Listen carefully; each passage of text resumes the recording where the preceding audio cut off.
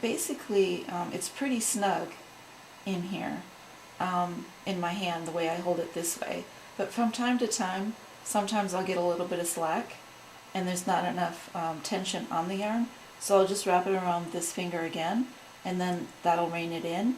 Or I'll just, stop and take the time to rewind the yarn on my hands like this. And the other thing that I do, the other tip that I wanted to share, honey, can you zoom in pretty close? When I grab the yarn like this, I'm able to tension it by pulling this yarn here a little tighter, a little loose, whatever my tension is. You're just using this yarn here to keep the tension nice and steady. And so it's just a sort of a natural round and slip, and then, do you kind of see what I'm saying? I don't think I've ever put this into words before, but you just go around the yarn, pull it through, and then slip it off. That's the easiest way I can explain it. So I'm just going to do it one more time. So you go around your yarn, pull it through, and push it off. That's the easiest way for me to keep my tension even. And do it one more time. Yeah. Oh, my son is saying do it one more time. So put the needle in, go around your other yarn. I almost feel like this is crochet doing it this way. You go like that, and once it's on the needle, you can push it off. That's the easiest way. So just, sorry, I'll just do it the last time so you guys can see. See how that works? And then the other thing you want to do is, a lot of your, once you've gone through like 2 stitch repeats, it starts to really get bunched up on this needle. So you want to keep pushing it back, keep pushing it back, keep pushing it back.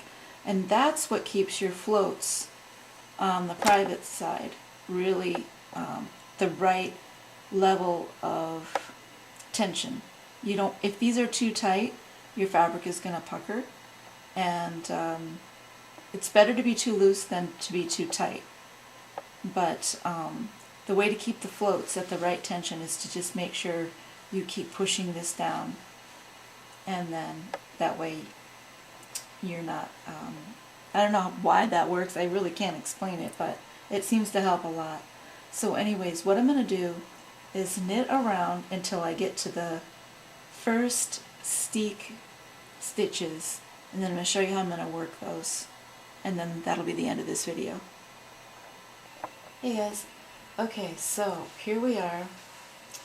I've knit around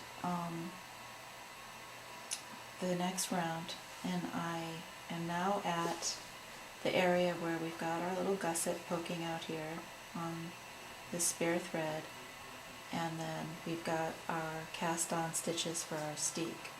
So I'm going to slip the marker over, and I want to show you why I was telling you to try to make that first stitch close, because what happens is the way these stitches are cast on, they become very, very tight because it doesn't have that slip knot where it can move in and out real easily, and so it ends up giving you like a bit of yarn there, and then these become very tight. So it's a bit of a struggle to get your needle through the first stitch, but that one went through pretty well. So all we want to do is a checkerboard pattern. You can use, like right now I have my 2 purples as the working yarns.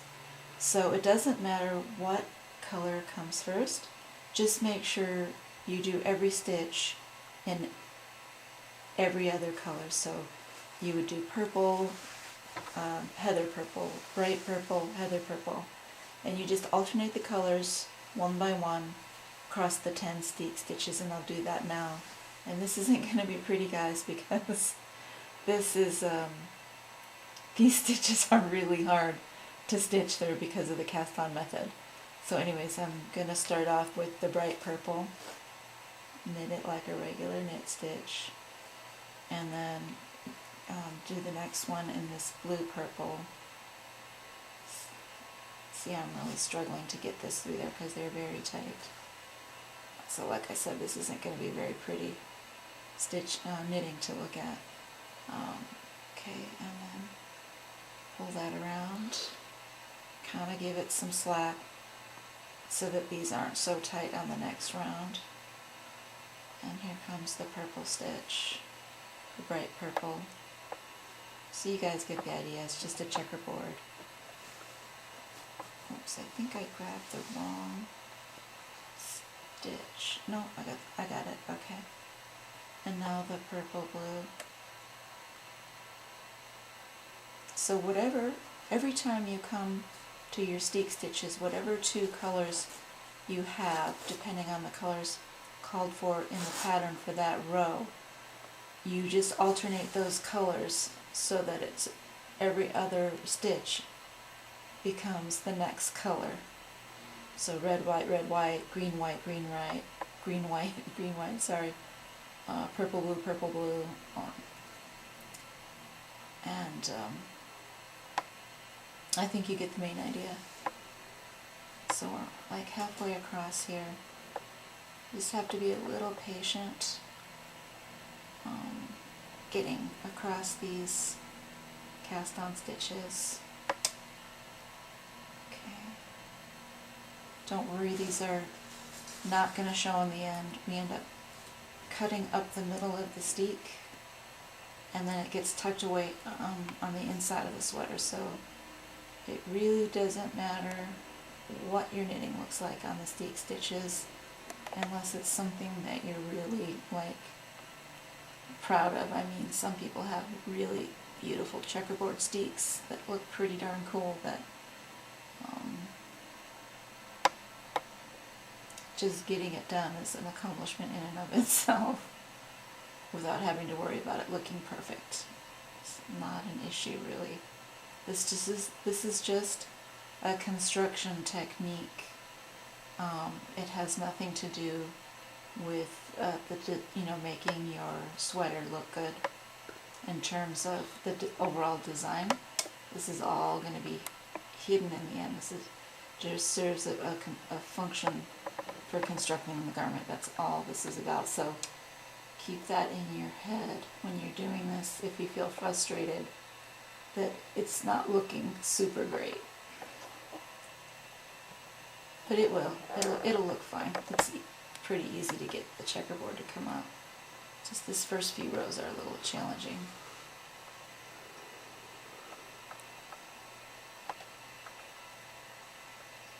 This is the only method of cast on that I know of. If you guys know of other methods, would love it if you added a comment to the comment section for the rest of us to learn from.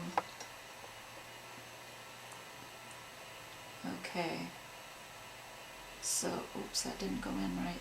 This yarn can split sometimes, and you definitely do not want a split stitch because this yarn can break so easily. If all you have is a half of one strand of the 2-ply yarn as your stitch, it could easily break and you could get a hole in your sweater. So anyways, we've come to the end of those steek stitches, and now we're at the end of the yarn, at the end of the round.